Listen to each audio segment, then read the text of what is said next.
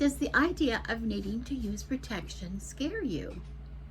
Often we think of protection magic as something that is useful to deflect misfortune or to avert hexes and curses.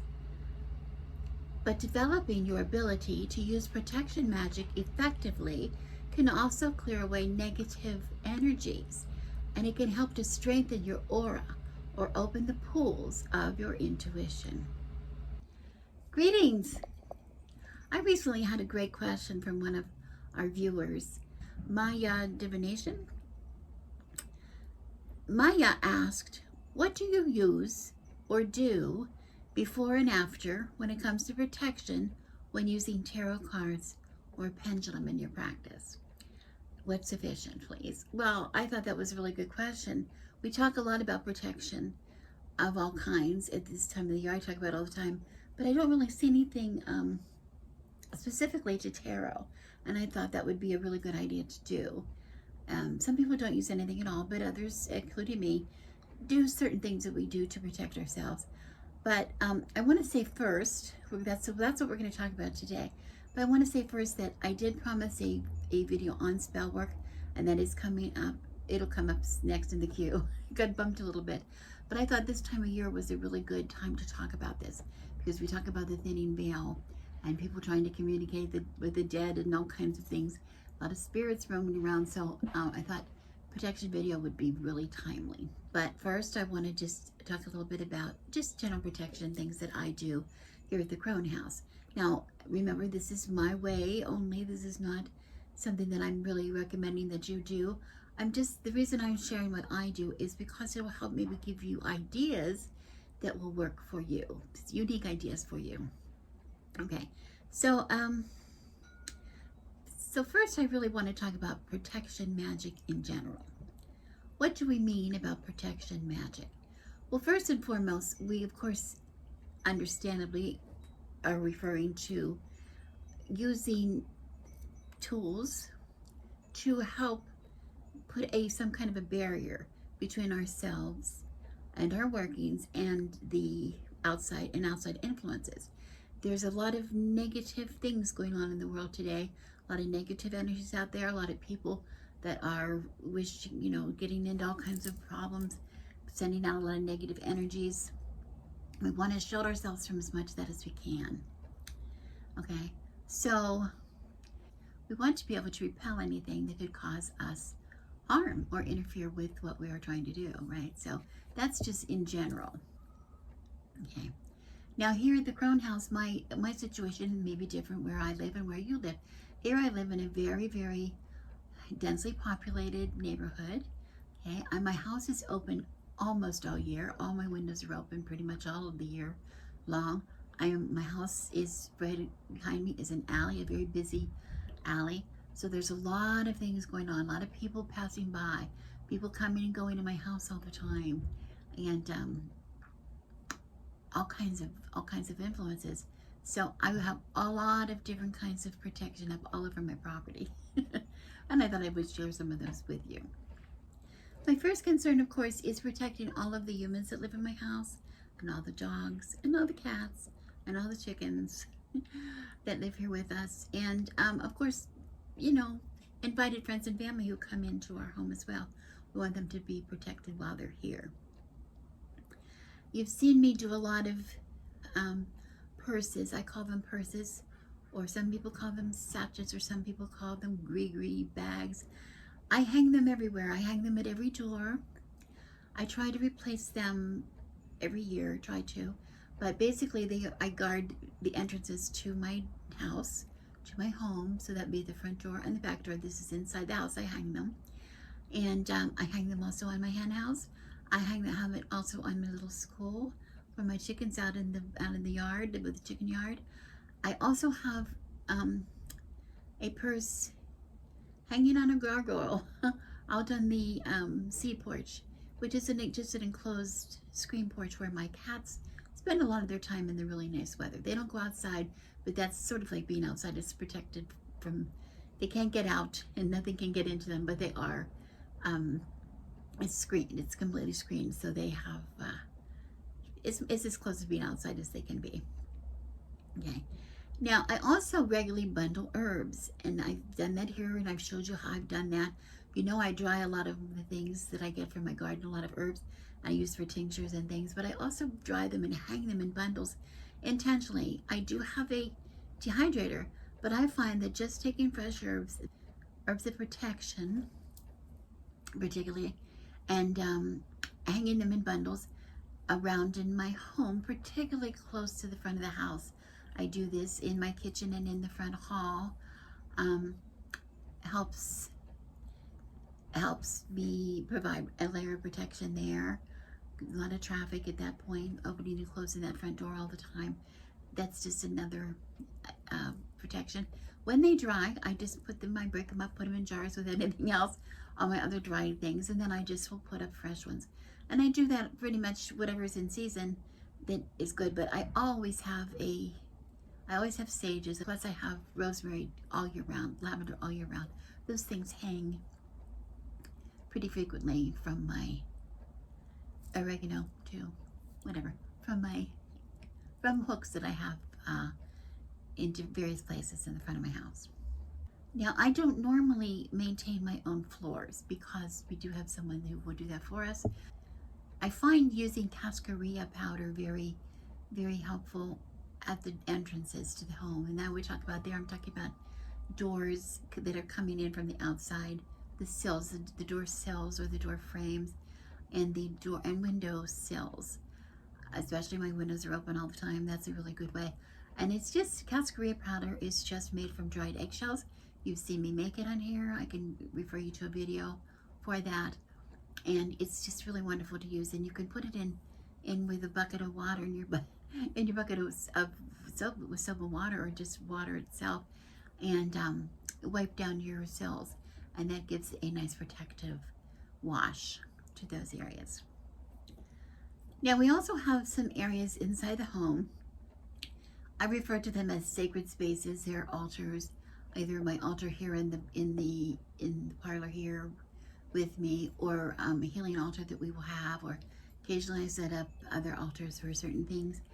We try to maintain them as a sacred space, and I don't want to be attending to them all the time because I just more or less keep them set up. Now, our main altar here we do clean regularly, at least twice a year, during the light half and the dark half of the year. I changed everything on the altar, clean it off real well.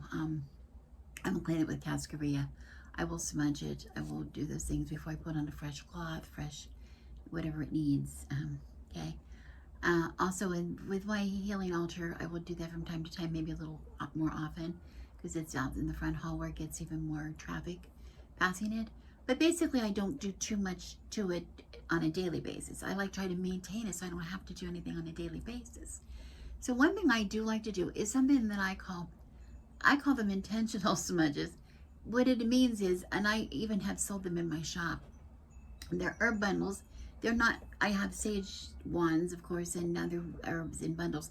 But these I take, when I do these garden bundles, I take intentionally from my garden whatever is in season that's going to be beneficial to my altar and beneficial to those of us in the Crone House.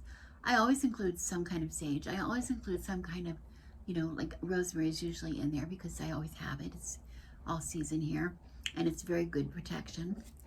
But I will add other things to the bundle, and I will add flowers. I'll put some flowers in there, marigolds sometimes, or calendulas, or whatever I have in the garden, chamomile flowers, whatever is in bloom that has good properties. Rose, I put rose in there all the time. I use a lot of roses here, and they make a beautiful, beautiful little wand, a little smudge wand. But also they smell lovely. But also, you don't have to burn them. You can smell it. It helps to cleanse and keep the area clean all the time just by its presence on the altar. Now, it will eventually dry. It'll eventually get very, very dry. And once it is dry, then yes, I will burn it. But up until then, for months, I will leave it on the altar. And I find that really lovely. And the picture, I apologize for the picture that I showed you. It's a very old camera, but it showed, it was from a video where I actually was making them, I think. I also have one or two witches jars or bottles, whatever we want to call them, tucked into the back of a dark cupboard or two. Now, I want to distinguish, in my earlier years on YouTube, I tried really hard to explain that I use different terminology for a jar, which is jar, whether it was used outside the house or inside the house. I would call it a bottle or I would call it a jar, depending on which it was. And I tried very hard to maintain that differential, but people weren't buying it. People were getting the terminology. It was too confusing for people. So whatever you want to call it is fine. I call them all pretty much now. I just started calling them jars. Basically, the difference is in the intention is still basically the same, but the actual jar is different. I have different things inside the one I use outside of the house and the one I use inside the house. Now, yes, outside of the house, I probably will put hair, a lot of my hair, my husband's hair, dog hair, whatever. Inside of my house, I tend to use more things like string or thread, tangled, knotted yarn or thread or something like that in my jar. Okay. I will use broken glass. I will use, bent nails, bent rusted nails, those kind of things in both. But I'm not going to put urine in a bottle and keep it in my kitchen cupboard. It's just not going to, that's not going to happen. I don't think I have to tell you why. Okay. So I can still call them jars, and I know there's a difference, but really I'm the only person that needs to know what the difference is. The purpose is the same. It's a protection. And as we bury the jars in the yard where they're out of sight, we also can hide the jars inside, back in the back of a corner of a cupboard where nobody sees. And we might not even see them until we move. We might forget we've had them. And I think I've had that experience where I was remodeling my kitchen and I found a jar in the back of the cupboard and I wasn't sure what it was that. What was that in there? Okay. Several times each year, my husband places a ring of protection around the perimeter of our property, using the ashes from our fireplace and cook fires, as well as all the burnt waste, I call it, from the altars, such as, bits of spells or charcoal or bits of herbs that were burnt or incense powders, those kind of things, which we put all together in the ash. He will walk around the entire perimeter of the yard and also the chicken yard, and he will spread the ash in a line and he will repeat a blessing for our land. I believe I showed a video when he did that for our little pullet school we have in our chicken yard. When we hung the purse up on that video, I think it shows him doing that around there.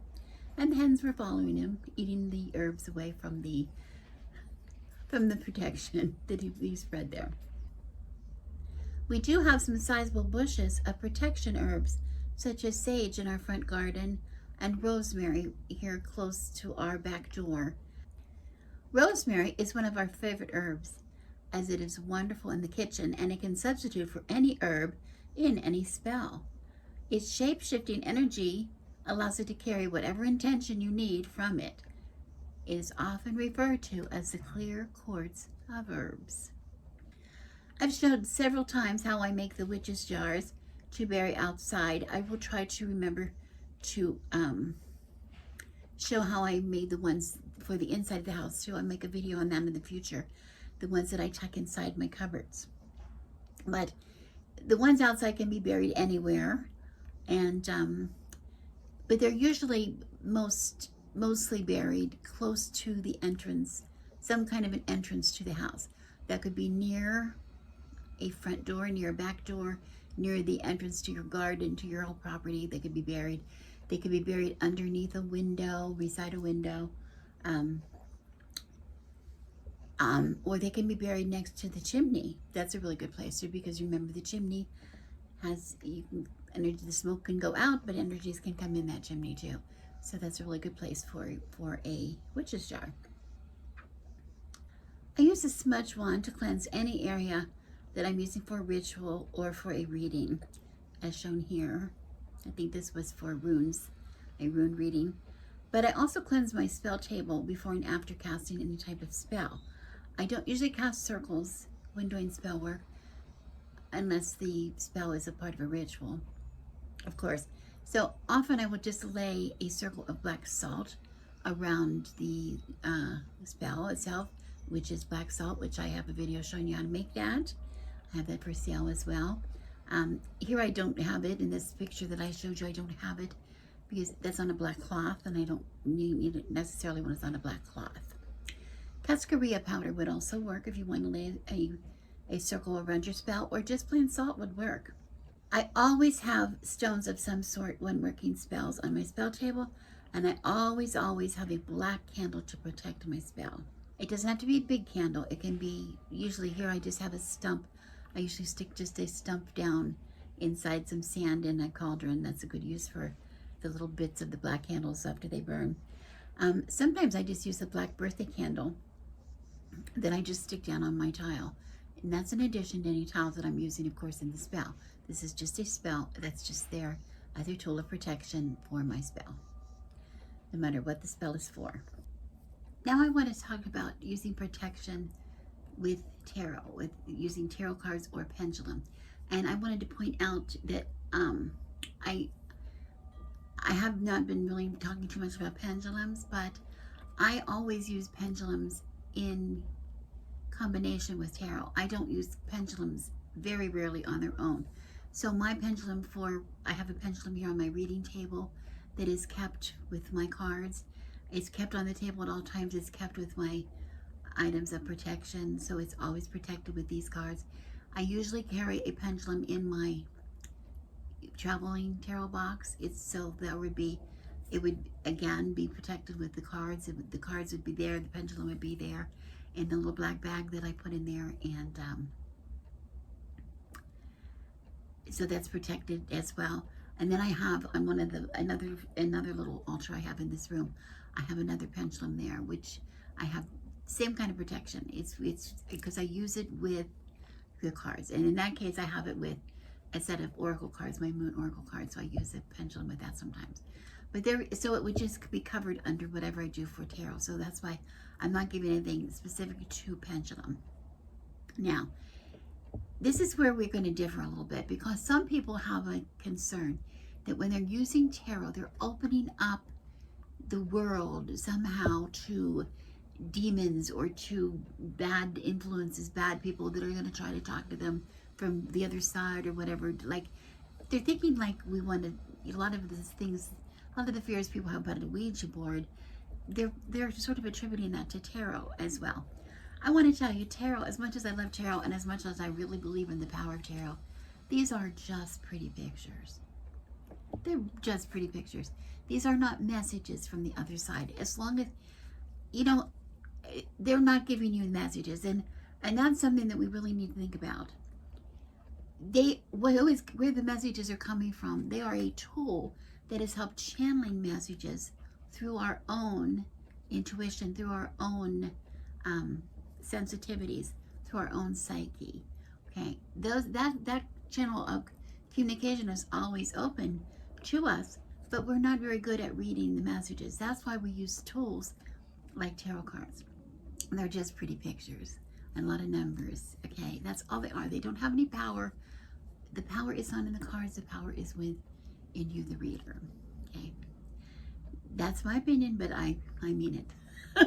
I really mean it. Okay, but we do need to use protection. We need to use protection because when we're trying to tap into our intuition or into our empathic energies, which we use to read the cards, we are vulnerable, leaving ourselves vulnerable to picking up energies from the querent, for instance, that we're reading from, especially if you're empathic in any way. And what I mean by that is that you have the ability to sort of feel what the querent is feeling. If the querent comes to you and is very upset about a situation and wants advice to resolve the situation from a reading, if you do not have any kind of protection, it's very easy for you to absorb those energies from the querent. To understand what I mean, if you ever had a reading that just left you absolutely drained afterwards, or you had a sudden shift in your mood, a mood swing or something afterwards. I was feeling really good till I did this reading. Now I'm so sad, or now I'm so depressed. You have absorbed some of those energies from the querent or from the reading itself. So we want to have ways that we can channel those energies. Okay. And a lot of people use different things. One thing that they use, most everybody uses, of course, we want to channel, we want to keep our attention here. That's why we like to set up a space of protection, because that is, I'm going to divide up here, I'm going to put down my tarot cloth. I'm not going to pay any attention to things outside that cloth. That's what you're telling yourself. It's not telling bad things, you can't cross this line. It's saying, my focus is here. I light a candle, my focus is here. I light some incense. When I smell it, I remember my focus is here. And some fragrances have correspondences of their own. They have properties that will help you concentrate, help you relax, help you stay focused. Whatever is in that incense, that's what helps you. Stay here and read the intention of your reading. Stay here and read these energies, not to shift all over the place. There are other things that we can do. What do? I also wear these stones. I wear these stones all the time. They help me keep my energy focused. I'm an empath. I have to, and I've said before, you've heard me on this channel say, this is how I distinguish. I need to distinguish what I am reading from other things going on around me.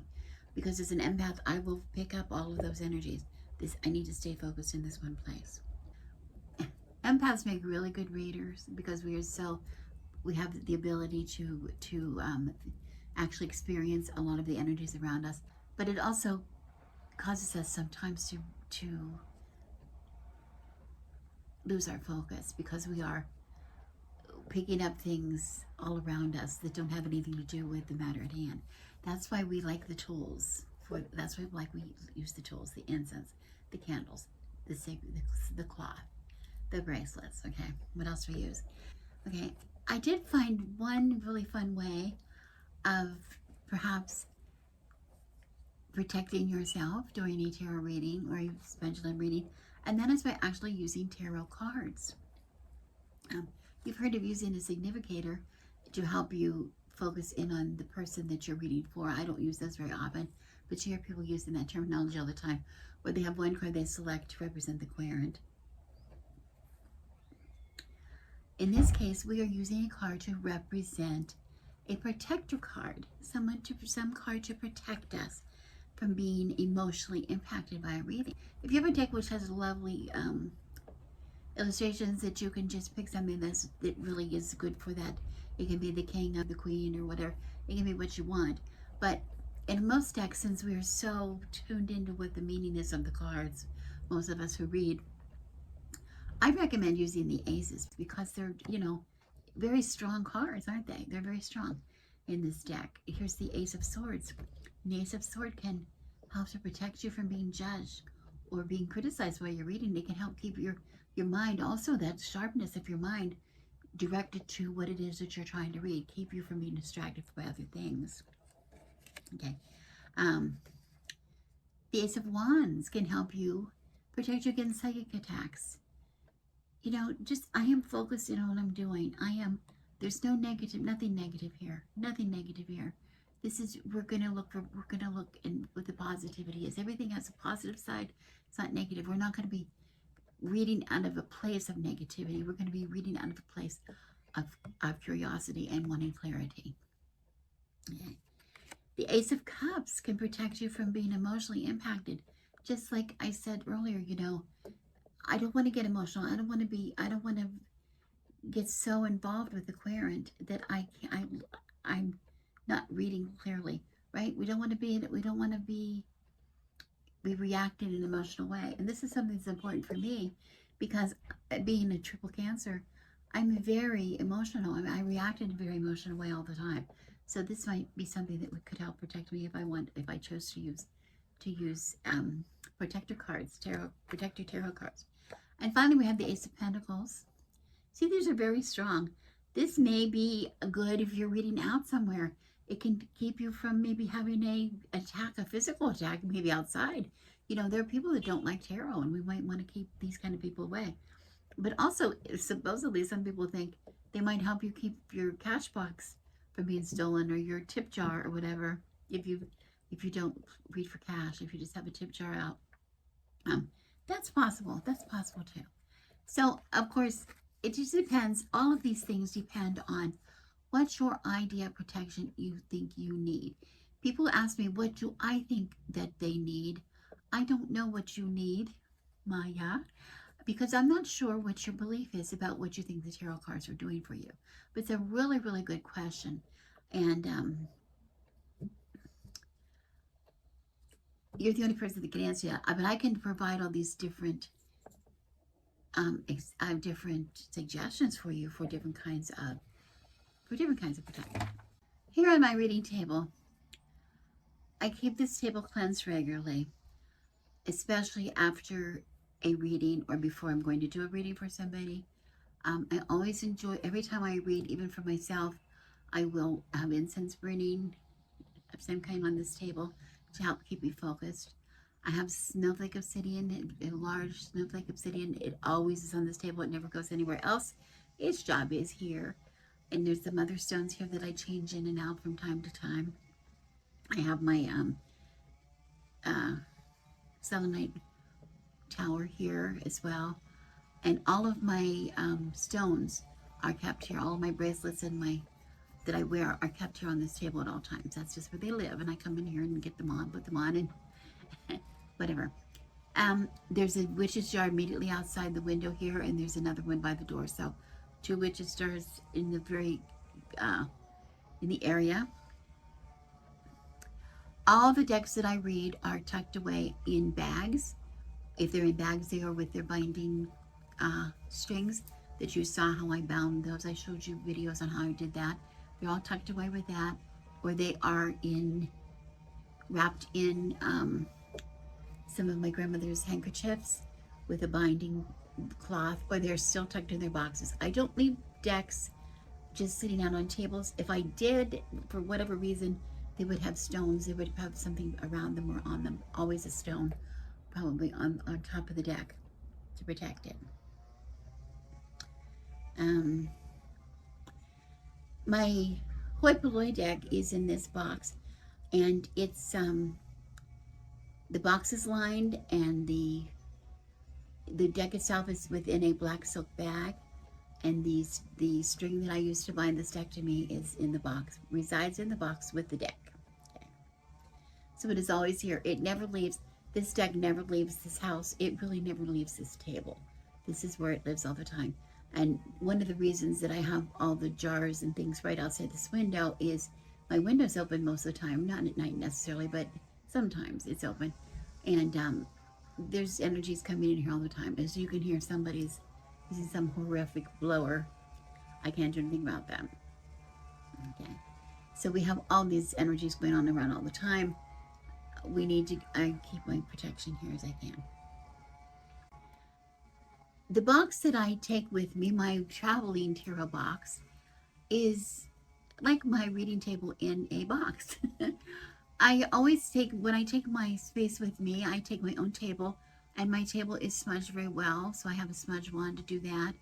I have incense that I burn all the time, or I hang it, or sometimes, usually instead of burning incense, I will burn some, but usually I will just have some herbs hanging somewhere if I can around. Some people are quite sensitive to incense, so I try to be sort of careful about that. But the smudging I do before people come, so that can't be bothering. Nobody can be bothered by that. My table is always covered, and I always have a reading cloth. And in this case, I always use the black cloth for my reading cloth on top of my cover. Okay. All my cards the cards that I carry with me are wrapped or in a bag or whatever. It depends on what decks I use, but they're always wrapped in some way. And then there are within this lined box. And the pendulum I usually carry in the black bag. I have a smudge stick that is in here. I have a crystal in here and other things that I might need. And a rosary for some reason, I'm not sure why. I think I'm superstitious, but I always carry a rosary with me. Okay, when traveling or just venturing out to places or unfamiliar territory, it's really important that you protect yourself from any negative energy that may be present in the environment, especially if you've never been where you're going before, you're not sure what's there. It's a little different going out to a park when you don't know who the people are going to be there, and you may be just going to a friend's house. It's a different situation. Now, every time that I leave this house, I do wear bracelets. Every time I leave this house and I'm going to be going on the freeway, whether I'm driving or someone else is driving, I put some protection oil on. I have some special protection oil for that. And when I'm getting to the car, before we get on the freeway, when we're getting on the freeway, I always form a protection bubble around me. I use visualization to do that. I do that all the time. Always done that. I've done that for years, and I'm protected, and the people in the car with me are protected as well. The bracelets I was saying that I wear, it's not just protection for me, but it's protection for other people too, because if I'm out of balance when I go out, it affects other people. I can have a meltdown. I can actually have a meltdown if this helps keep me grounded. The bracelets help keep me grounded and not overreact, try not to react emotionally to things that might be triggers for me, so I don't scare anybody. Also, I have talismans and charms that we carry. You've seen me making the talismans I made for my dogs. We also have charms that we take with us, talismans of sorts, from time to time for different places. I'm going to be making some special ones for our bus when we start traveling in the bus. So I will be sure to share some of those with you. I do have a video also. I made a special charm for my grandson to carry with him to keep him safe in his travels when he was going back and forth across the country and back and forth to college, etc. So those are all good opportunities. Those are good tools. Now, Maya, I don't know if I answered your question. I hope I did. I gave a lot of examples of protection, and some of the examples of protection that I use, just general protections, can be applied to your tarot as well. You know, that it's just, I just wanted to give you as many opportunities as I can to make a plan that works for you, make something that will really work for you and make you feel confident in your readings. Okay, thank you so much for the question. I really appreciated it, and I hope it's something that everybody can enjoy. And if I have any future questions, anybody, please send me your question and I'll try to do a video if I can about it. I am Rebecca, and I wish you all kinds of blessings from the Crone House.